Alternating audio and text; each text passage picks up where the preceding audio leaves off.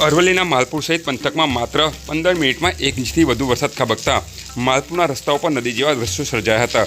અરવલ્લી જિલ્લાના માલપુર સહિત આસપાસના પંથકમાં ધોધમાર વરસાદ ખાબકતા જનજીવન પ્રભાવિત થયું હતું। માલપુર ઉપરાંત મોરડુંગરી, જયસિંહપુર અને મેટીંબા સહિતના વિસ્તારોમાં પણ ભારે વરસાદ નોંધાયો હતો। વરસાદના કારણે રસ્તાઓ પર પાણી ફરી વળ્યા હતા। લાંબા સમયથી અસહ્ય ઉકળાટ અને ગરમીથી ત્રસ્ત લોકોને વરસાદથી રાહત મળી હતી। સાથે જ ખેતીલાયક વરસાદ થતાં ખેડૂતોમાં ખુશીની લાગણી પ્રસરી હતી। વૈભવ રાઠોડ, અરવલ્લી ન્યૂઝ, માલપુર।